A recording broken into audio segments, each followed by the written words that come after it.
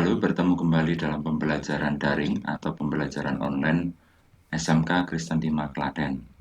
Perkenalkan, nama saya Cahyo Nugroho. Saya akan mengajar anak-anakku kelas 10 semua jurusan untuk mata pelajaran simulasi dan komunikasi digital. Mungkin ada beberapa pertanyaan dari anak-anakku. Sebenarnya apakah mata pelajaran simulasi dan komunikasi digital itu? Sebenarnya mata pelajaran ini hampir sama dengan pelajaran TIK yang di SMP, tetapi mata pelajaran ini lebih kompleks dan penerapannya lebih aplikatif karena nanti bisa digunakan pada saat anak-anak lulus, pada saat anak-anak bisa bekerja ataupun berwirausaha. Kemudian untuk Siskom Sidik sendiri seperti saya utarakan tadi di bagian kanan atas, latar belakangnya adalah pada saat anak-anak nanti belajar mata pelajaran simulasi dan komunikasi digital, itu nanti dapat dijadikan bekal oleh anak-anakku sekalian dalam bekerja ataupun pada saat besok saat anak-anakku membuka sebuah usaha. Seberapa pentingkah itu? Nah, nanti anak-anakku bisa mengambil kesimpulan pada saat mengikuti pelajaran ini dari awal hingga akhir. Kemudian lingkup pembahasan secara umum ada beberapa pembahasan yang akan kita pelajari, yaitu tentang logika algoritma dan metode Petamida. Apakah itu? Itu nanti jika anak-anakku ingin membuka usaha atau bekerja, bisa digunakan anak-anak membuat sebuah sistem usaha. Jadi kebanyakan orang-orang konvensional membuka usaha itu masih dengan cara yang lama. Tetapi pada saat anak-anakku nanti bekerja, anak-anakku bisa belajar membuat sistem berbekal dengan materi logika, algoritma, dan metode Petamida. Itu yang pertama. Kemudian cakupan yang kedua ada software pengolah kata dan angka. Itu nanti bekal anak-anakku pada saat proses pengadministrasian kerja. Tidak hanya proses pengadministrasian. Jadi bersifat umum karena nanti anak-anak belajar bagaimana cara membuat surat, bagaimana cara membuat laporan, bagaimana mengolah angka, misalkan administrasi keuangan dan semuanya.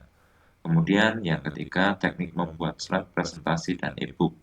Nah, bagi anak-anakku yang misalkan bekerja pada sebuah perusahaan, memang ini baru terasa karena proses presentasi itu adalah proses bagaimana memasarkan diri Anda atau bagaimana memasarkan perusahaan Anda supaya produk baik itu berupa barang atau jasa itu laku.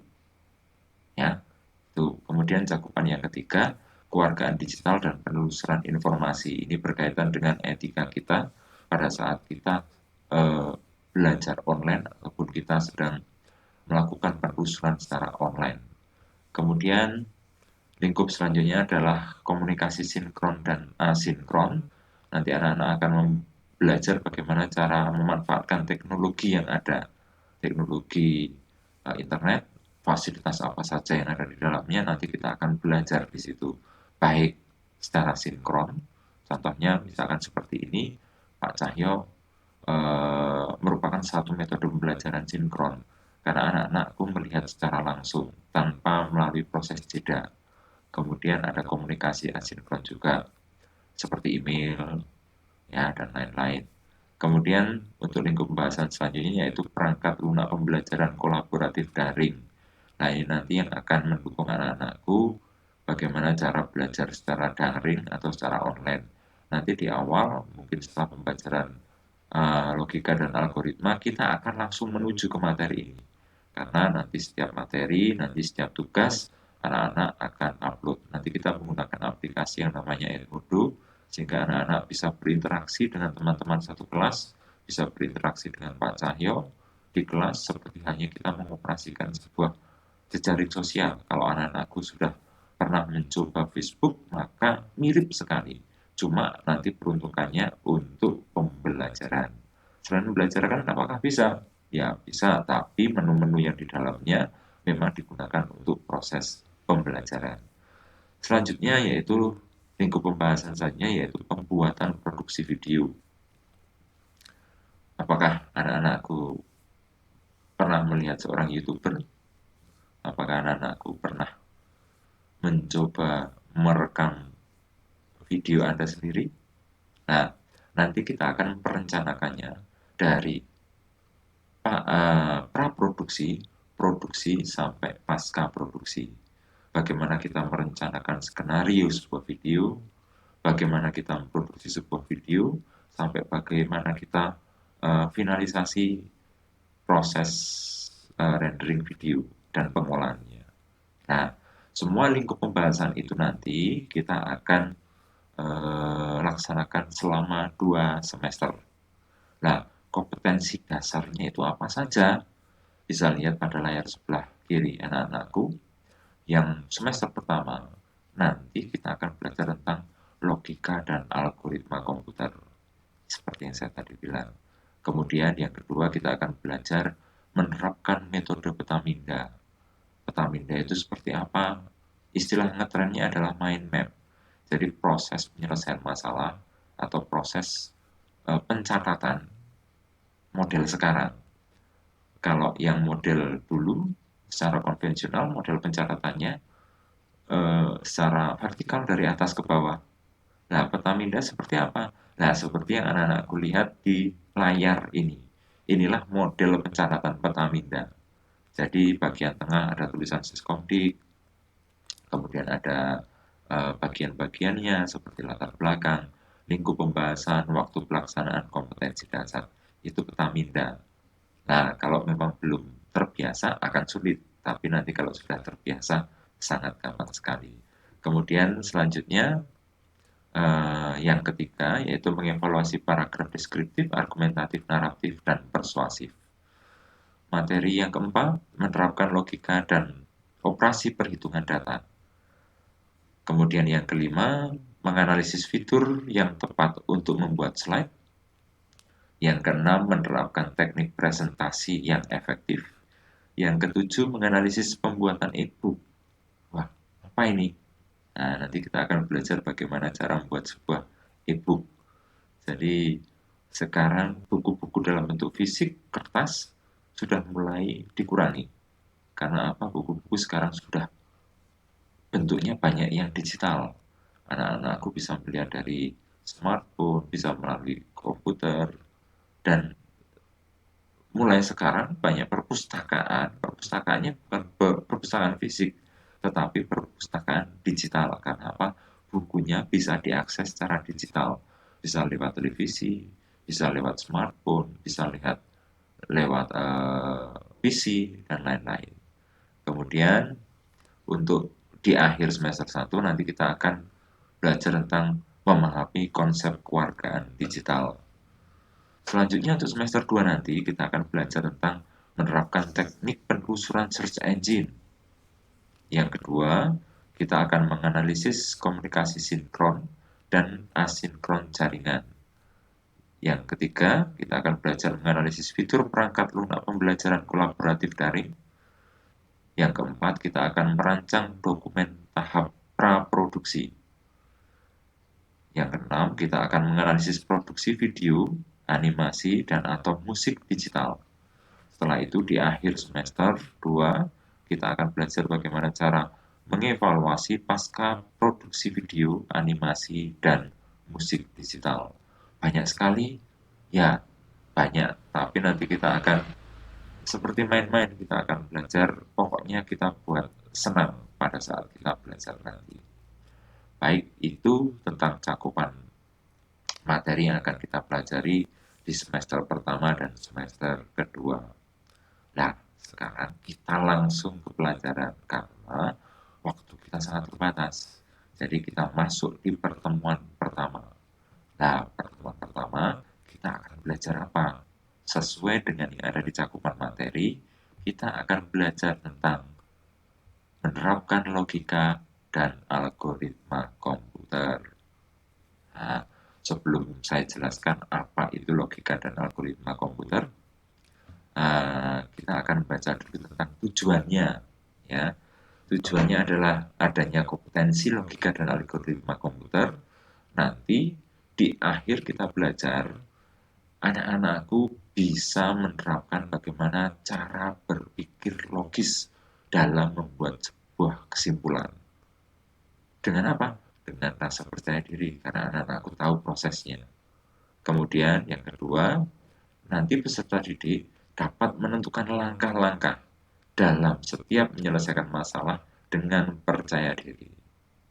Nah, indikatornya nanti anak-anakku jelas pasti bisa menarik kesimpulan secara logis. Dan yang kedua, anak-anak bisa menentukan langkah-langkah secara algoritmis dalam menyelesaikan masalah. Nah, sekarang apa toh logika dan algoritma komputer? Jadi pertama nanti kita akan membahas tentang logika dan algoritma sebelum kita belajar tentang logika dan algoritma komputer. Jadi kompetensi dasar ini nanti bisa berguna untuk anak-anakku pada saat bekerja. Contohnya dalam hal apa? Dalam hal anak-anak bagaimana cara menyelesaikan masalah. Khususnya pada saat anak-anakku bekerja, seringkali banyak orang menjalankan sebuah usaha itu masih dengan cara yang sangat konvensional. Tetapi di pelajaran ini nanti anak-anakku bisa merencanakan, bisa membuat sebuah sistem dalam sebuah usaha. Sehingga perusahaan berjalan itu yang bekerja bukan karena ada orangnya, tetapi yang bekerja adalah sistemnya. Jadi kita membuat sistemnya secara terperinci, kemudian orang-orang yang ada di dalamnya, merekalah yang menjalankan sistem itu. Nah, kalau personilnya hilang atau ada salah satu karyawan yang hilang, apakah macet perusahaannya? Tidak. Karena apa? Ada sistem yang menjalankan. Nah, inilah fungsi logika dan algoritma komputer. Nah, ini tidak hanya dalam hal usaha saja, tetapi di bidang teknologi pun ini dibuat. Misalkan, Pak Joy mau membuat sebuah robot, maka kita harus membuat logika dan algoritmanya. Logikanya itu cara proses kerjanya, kita berpikir bagaimana proses kerjanya, sedangkan algoritma itu adalah urutannya. Nah, sekarang kita akan masuk ke dalam materinya. Perhatikan sama-sama. Oke. Logika dan algoritma komputer. Apakah pengertian logika dan algoritma? Logika dan algoritma itu adalah dua makna yang berbeda, tetapi dijadikan satu. Logika dan algoritma itu adalah ilmu yang mempelajari cara menyelesaikan masalah berdasarkan urutan langkah-langkah yang disusun secara sistematis menggunakan bahasa yang logis dengan tujuan tertentu. Jadi anak-anakku bisa menyelesaikan masalah, bagaimana ada masalah, kita menyelesaikannya bagaimana? Kita tulis urutannya satu persatu. Sehingga kita bisa menemukan kesimpulan dan pemecahan masalah. Oke, jadi logika dan algoritma itu ada dua bagian. Yang pertama logika dan algoritma. Nah, sekarang kita akan membahas dulu tentang logika. Logika itu sebenarnya berasal dari kata logos, dari bahasa Yunani yang memiliki makna ilmu. Ya, sebenarnya perkembangannya ada tiga masa, ada tiga zaman, yaitu masa Yunani kuno, masa pertengahan, dan masa logika modern. Tetapi tidak saya jelaskan karena kita langsung pada inti materinya supaya anak-anakku tidak terlalu lama. Oke, kemudian selanjutnya logika itu apa? Sebenarnya logika itu adalah cara berpikir yang sistematis, berdasarkan prinsip-prinsip yang ada dan juga berdasarkan aturan yang berlaku. Jadi, jika anak-anak menemukan suatu masalah, bagaimana anak-anakku bisa berpikir secara logis. Jadi tidak secara mistis. Kalau misalkan ada setan, demit, apakah itu logis? Ya, memang ada beberapa orang yang berusaha untuk membuat itu logis. Tetapi sampai saat ini belum bisa dibuktikan. Sehingga masih belum termasuk logis. Makanya kadang-kadang anak-anakku sering mungkin mendengar ucapan orang lain, "Oh, perkataanmu tidak logis, penyelesaianmu tidak logis." Karena apa? Karena tidak sesuai dengan prinsip-prinsip dan aturan yang berlaku itu tadi. Nah, kemudian bagaimana supaya bisa berpikir logis? Berpikir logis, berpikir logis itu berarti masuk akal, sesuai hukum logika dan disertai bukti. Ya, contohnya misalkan anak-anakku dari rumah, misalkan dari Pak Cahyo dari rumah ke sekolahan. Secara logis, maka Pak Cahyo akan naik kendaraan misalkan sepeda motor menuju ke arah Caraga karena rumah Pak Cahyo berada di Trunuk, ke arah Toko Caraka, kemudian ke Bangjo Bendo Gantungan, kemudian ke daerah mana itu Tegalioso, Rumah Sakit Tegalioso ke utara sampai SMK Kristen 5 Klaten. Jelas logis, ya. Tetapi kalau tidak logis bisa jadi, misalkan saya bercerita melebih-lebihkan, Pak Cahyo ke sekolah saja itu dengan kedap sekali, kedap saja sudah sampai sekolahan. Lah, itu tidak logis. Nah, kita akan belajar bagaimana berpikir secara logis, secara sistematis, berdasarkan prinsip-prinsip dan aturan yang berlaku. Caranya, maka pikiran itu harus masuk akal, sesuai hukum logika, dan disertai bukti-bukti yang ada. Oke, itu tentang logika. Ya, jadi logis, tidak apa ya, tidak mengambang, apalagi mistis, tidak logis, ya, bisa dipikir nalar istilahnya. Oke, setelah itu kita masuk ke algoritma. Apa toh algoritma itu? Sebenarnya algoritma itu adalah urutan langkah-langkah dalam kita memecahkan masalah yang disusun secara sistematis. Seperti tadi Pak Cahyo pergi ke sekolahan, naik sepeda motor ke terminal Mendo Gantungan, kemudian ke Bangjo Mendo Gantungan, setelah itu ke rumah sakit Tegalioso ke utara menuju SMK Kristen Lakaden. Berarti itu ada urutan langkah-langkahnya. Ya, seperti anak-anakku mau mandi, maka ada urutannya. Urutannya misalkan persiapan membawa anduk, membawa sabun, kemudian masuk kamar mandi, membuka baju, setelah itu menyiram dengan air, sabunan, kemudian menyiram lagi dengan air untuk membilas, setelah itu menggosok gigi. Nah, urutan langkah-langkah itulah yang akan kita buat. Nah, sekarang apakah dikaitkan dengan logika? Apakah itu logis atau tidak? Ya, logika dan algoritma. Apakah itu logis tidak? Misalkan anak-anakku urutan langkahnya mandi, dari persiapan membawa anduk, kemudian sabun. Setelah itu masuk kamar mandi. Urutannya dibalik misalkan. Anak-anak langsung ke biur, kemudian buka baju, baru sabunan. Itu logis tidak? Tidak. Jadi yang namanya logis dan algoritmis biasanya itu menjadi satu. Logika itu cara berpikirnya, sedangkan algoritma itu adalah langkah-langkahnya. Langkah-langkah yang disusun untuk menyelesaikan masalah. Nah, syaratnya harus apa? Harus sistematis. Selanjutnya, algoritma itu didasarkan pada kebenaran yang ada. Sehingga seperti tadi, dapat diterima akal, kemudian juga dapat dibuktikan. Dan juga pada saat ini, algoritma itu pada waktu itu dikembangkan oleh seorang ilmuwan Arab. Namanya Abu Zafar Muhammad Ibnu Musa al-Khawarizmi. Ya, makanya algoritma itu diambil dari nama dia yang Khwarizmi. Jadi orang barat karena nggak bisa ngomong Khwarizmi, jadi algoritmi.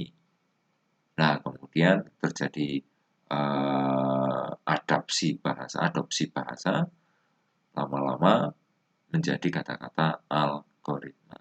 Nah, sekarang selanjutnya studi kasus.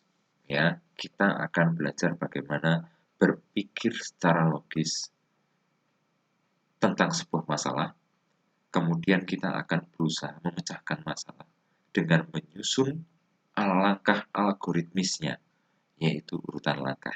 Oke, contoh kasus yang pertama. Kalian perhatikan ada sebuah soal. Soalnya ada dua buah gelas. Gelas A berisi teh, kemudian gelas B berisi kopi. Nah, sekarang ada masalah. Anak-anakku disuruh misalkan tukar teh pada gelas B dan kopi pada gelas A. Coba dipikir sekarang. Ingat, dipikir secara logis. Ya, misalkan anak-anak berpikir kopi ini disuntak di tangan dulu atau ditaruh dilempar di udara dulu tehnya bersama-sama, kemudian yang gelas teh digunakan untuk menangkap kopi, gelas kopi digunakan untuk menangkap teh. Apakah itu logis? Tidak logis. Berarti kita harus belajar logisnya. Kemudian langkah-langkahnya bagaimana? Oke, sekarang penyelesaiannya. Kalian perhatikan.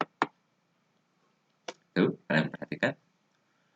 Jadi, karena kita berpikir dengan logis, maka kita membutuhkan sebuah gelas tambahan. Nah, di sini dinamakan gelas tambahan C. Ya, logis itu. Karena kita belajar berpikir logis. Nah, dengan adanya satu gelas tambahan itu, maka baru bisalah disusun langkah-langkah algoritmisnya.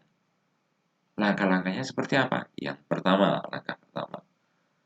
Karena sudah ada gelas C, maka teh itu bisa dituang dulu di gelas C sampai habis. Kemudian langkah kedua, kopi baru bisa dimasukkan ke dalam gelas A atau gelas teh. Tuang sampai habis. Setelah itu, teh yang masih berada di gelas C baru bisa dituang di gelas B, tempat yang sebelumnya diisi kopi. Jadi seperti itu langkah-langkah penyelesaian masalahnya. Jadi bagaimana kita bisa berpikir logis atau berpikir dengan sesuai logika, dan langkah-langkahnya itu dinamakan dengan langkah algoritmis. Ya, jadi tidak mungkin hilangkan konsep air kopi dan air teh dilempar bersama-sama, kemudian menangkapnya dengan gelas yang berbeda. Itu tidak logis. Jadi inilah yang dinamakan bagaimana cara kita berpikir secara logis dan menyelesaikan masalah dengan algoritmis. Seperti itu. Kemudian, kita lihat gambarnya. Yang sebelah kiri bagaimana kita proses untuk berpikir secara logis. Berpikir logikanya bagaimana, yang sebelah kanan adalah langkah algoritmanya. Kalian lihat sebelah kiri atas, itu ada gelas C. Jadi gelas C itu adalah gelas tambahan. Nanti teh, langkah pertama, berpikir logikanya, yaitu berpikir logika itu ada dalam angan-angan kita. Jadi kita buat gambaran, teh dituang di gelas C. Nah, setelah itu kita tulis menjadi sebuah langkah algoritmis yang di sebelah kanan nomor 1. Ya, siapkan gelas C. Kemudian pindahkan teh dari gelas A ke gelas C. Langkah selanjutnya, berpikir logikanya, kopi karena teh sudah dipindah ke dalam gelas C, maka kopi bisa dituang di gelas A tempat teh. Nah, terus kita tulis di mana? Di langkah algoritmanya. Jika sudah, pindahkan kopi dari gelas B ke gelas A. Nah, karena gelas B kosong, yang sebelumnya berisi kopi kosong, sudah dipindah gelas A tempat teh sebelumnya. Nah, sekarang tempat kopi kosong. Kita baru bisa menuangkan teh ke dalam gelasnya kopi atau di gelas B. Nah, terus ditulis di langkah algoritmanya. Jika sudah, pindahkan teh pada gelas C ke gelas B. Ya, jadi ada dua bagian. Bagaimana kita berpikir secara logis, berpikir logikanya, dan langkah algoritmanya bagaimana. Apa yang ada dalam pikiran kita, itu dinamakan logika. Kemudian apa yang kita tulis langkah-langkahnya, itu dinamakan algoritma. Sudah paham anak-anakku? Jadi antara logika dan algoritma itu seiring. Apa yang kita akan angankan, kita tulis. Apa yang kita rencanakan, kita bisa buat dalam bentuk langkah algoritmanya. Nah, demikian. Sekarang ada kasus selanjutnya. Nah, ini contoh penerapan logika dan algoritma. Lupa kok baju, itu ada baju atau lampu merah. Itu saya gambarkan ada jalan perempatan di mana ada lampu merah A atau bangjo A, sebelah kanan ada bangjo B, kemudian bawah ada bangjo C, dan sebelah kiri itu ada bangjo D. Nah, bagaimana tentang algoritma dan logikanya? Ayo, misalkan ini besok yang jurusan TAV. Logika dan algoritma itu bisa diterapkan di semua jurusan. Teknologi yang ada yang digunakan dalam teknologi dunia komputer, teknologi dunia elektronika, teknologi dunia otomotif, semuanya didasarkan pada sebuah logika dan algoritma. Contohnya, mau membuat alat. Sekarang ada mobil yang misalkan berkendara mobil, di depannya ada mobil, jaraknya sudah terlalu dekat. Maka ada sensor yang mengatakan bahwasanya mobil itu sudah dekat jaraknya. Biasanya ada bunyi bel. Dit. Nah, begitu juga untuk mobil yang terkini yang modelnya seperti itu. Kalau ada misalkan kalian di Bangjo, ada orang sepeda motor yang di sebelah kita terlalu dekat, mobil itu akan bunyi. Nah, semua itu dirancang melalui sebuah pikiran logis, kemudian dituangkan dalam sebuah tulisan algoritmis atau langkah-langkah algoritmis. Setelah ditulis, baru dibuat teknologinya. Begitu juga bangjo ini. Sebelumnya orang merancang sebuah lampu merah atau bangjo itu pasti dimulai bagaimana ya caranya ngeset lampu merah yang menyala merah, kuning, hijau. Setelah itu berganti ke lampu bangjo sebelahnya. Ya, itu disusun, dibuat sedemikian rupa. Kemudian langkah-langkah algoritma itu ditulis dalam sebuah bentuk perintah atau set instruksi. Nah, set instruksi itu nanti ditanam dalam sebuah memori. Memorinya itu dieksekusi oleh sebuah prosesor atau microcontroller. Jadi kebetulan untuk kasus bangjo ini, untuk mengolah langkah algoritmis itu diolah oleh sebuah microcontroller. Microcontroller itu adalah CPU yang kecil minim dengan sistem yang sangat minimum, hanya digunakan untuk operasi-operasi yang kecil-kecil. Nah, mikroprosesor itu ditanam dalam tiang bangjo itu. Di dalamnya sudah ada memori, dalam memori itu sudah ada set instruksi langkah algoritmis, kemudian set instruksi tadi diolah oleh CPU, sehingga jadilah bangjo itu bisa merah, kuning, hijau, kemudian ganti ke bangjo sebelahnya, kemudian ganti ke bangjo sebelahnya. Nah, bagaimana prosesnya? Nah, sekarang kita akan mencoba itu. Nah, untuk logikanya, anak-anakku bisa lihat dalam gambaran tayangan yang bangjo itu sebelah kanan, ada bangjo A, B, C, D, dan langkah algoritmanya itu ada di sebelah kiri. Sekarang, yang pertama, logikanya adalah lampu bangjo yang A yang berwarna merah itu akan menyala.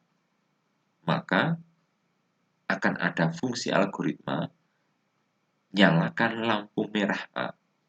Lihat, pada sebelah kanan gambar lampu merah itu menyala. Jika sudah, kita harus setting waktu. Biasanya lampu algoritmis itu bangjo itu sudah disetting waktunya. Mau berapa detik atau berapa menit sudah disetting. Biasanya lampu merah itu lebih lama dibandingkan lampu kuning dan lampu hijau. Jadi di sini seumpamanya saja Pak Cahyo mengumpamakan untuk langkah yang selanjutnya. Jika sudah 1 menit, maka matikan lampu merah A dan nyalakan lampu kuning A. Kalian perhatikan, Setelah lampu merah, nyala lampu kuning, tetapi dalam jeda 1 menit. Kemudian, selanjutnya, jika sudah 2 detik, matikan lampu kuning A dan nyalakan lampu hijau A. Nah, sudah lampu hijau. Nah, dari kuning ke hijau itu waktunya hanya 2 detik. Ya. Nah, sekarang langkah selanjutnya bagaimana caranya supaya pindah ke Bang Jo yang B. Nah, kita tulis langkah algoritmisnya. Jadi kita berpikir, kira-kira dari hijau lampu A itu mau berapa detik, kemudian lampu B merahnya akan menyala. Ya. Nah, prosesnya kita berpikir kira-kira berapa detik. Nah, jadilah sebuah langkah algoritmanya. Yang keempat, jika sudah 30 detik, matikan lampu hijau A dan nyalakan lampu merah B. Sehingga di seberang jalan, lampu merah B akan menyala. Setelah itu, beruntun lagi ke lampu kuning. Dari lampu merah, dari lampu yang menyala merah ke kuning mau dibuat berapa detik atau menit? Nah, bebas sebenarnya, tergantung si perancangnya. Nah, di sini akan saya buat sama, yaitu 1 menit. Jika sudah 1 menit, matikan lampu merah B dan nyalakan lampu kuning B. Kalian perhatikan sebelah kanan, maka lampu kuning menyala. Kemudian beralih ke lampu hijau. Jika sudah 2 detik, matikan lampu kuning B dan nyalakan lampu hijau B. Sehingga dari lampu kuning hanya butuh waktu 2 detik.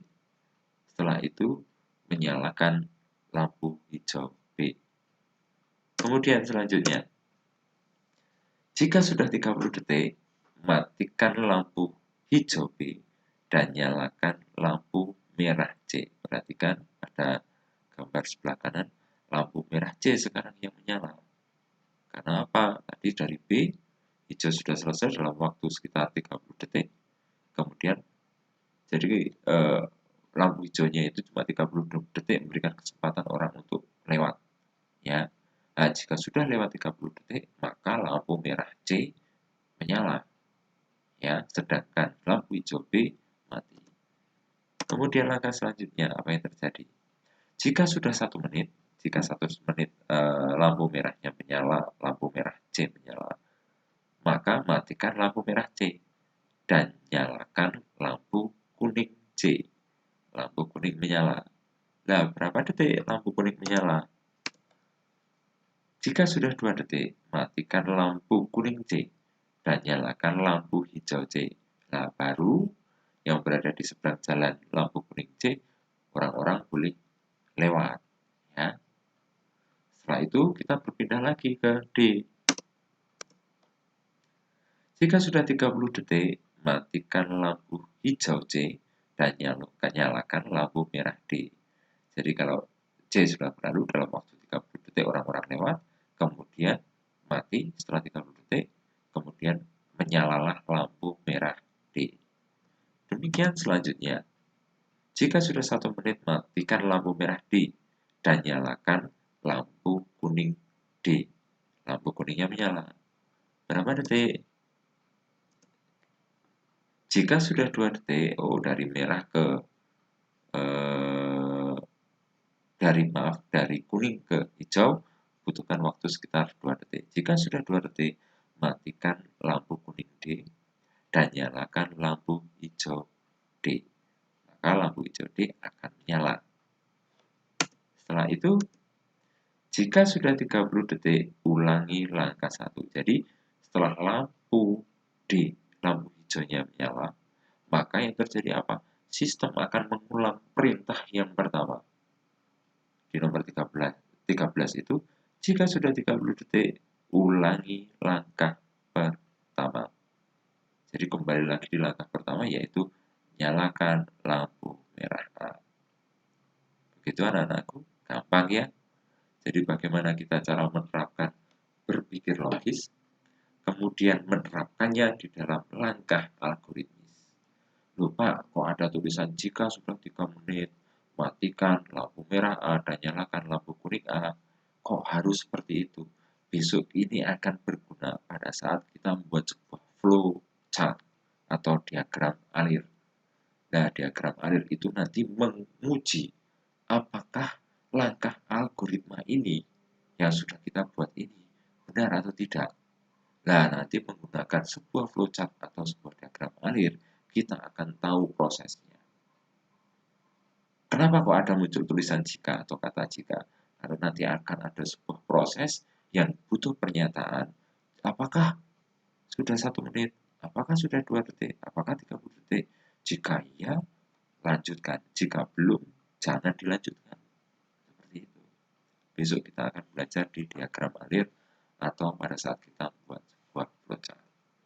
Oke, demikian anak-anakku tentang pelajaran pertemuan kita yang pertama, yaitu penerapan logika dan algoritma. Jadi, untuk selanjutnya nanti kita akan belajar beberapa hal tentang materi selanjutnya kita adalah bagaimana membuat sebuah diagram alir atau flowchart. Jadi kalau kita sudah menguasai contoh penerapan logika dan algoritma, setelah itu kita membuat flowchart-nya. Dari flowchart itu nanti kita membuat sebuah sistem di mana nanti pada saat bekerja sistem itulah yang akan menjalankan. Jadi bukan orang-orangnya berganti terserah. Makanya kalau anak-anakku lihat seorang pengusaha itu seorang pengusaha mendirikan usaha, tetapi setelah usahanya jadi ditinggal. Karena apa? Dia sudah punya manajer, dia sudah punya pekerja yang lain untuk menjalankan sistem itu. Karena apa? Melalui sistem itu proses pekerjaan berlangsung. Sehingga pengusaha itu biasanya cari usaha lain, membuat sistem lagi. Kalau sudah jalan ditinggal lagi membuat usaha lain lagi. Nah, prosesnya seperti itu. Demikian juga di bidang teknologi. Seperti kita buat tadi, yaitu logika dan algoritma tentang sebuah lampu merah. Apakah bisa untuk yang lain, untuk robot? Oh, bisa sekali. Jadi, seorang perencana program yang jurusan komputer, seorang perencana artificial intelligence atau yang di bidang elektronika tentang teknologi elektronika mau merencanakan sebuah sistem, maka harus ada yang namanya logika dan algoritma ini. Begitu materi kita tentang simulasi dan komunikasi digital. Setelah materi ini akan ada evaluasi. Evaluasinya ada di Google Form yang akan saya kirimkan di link melalui sebuah link di mana itu nanti ada tugas anak-anak mengerjakan soal mengulas kembali tentang materi yang saya sampaikan. Tidak sulit kok. Ya, nanti dibuat di Google Form-nya sebagai evaluasi kita untuk materi yang pertama dan juga untuk presensi anak-anakku sekalian. Demikian materi kita pada saat ini. Untuk pertemuan selanjutnya kita akan masuk ke materi tentang diagram alir atau flowchart. Sampai bertemu kembali di pembelajaran daring atau pembelajaran online SMK Kristen 5 Klaten. SMK Krisma bisa.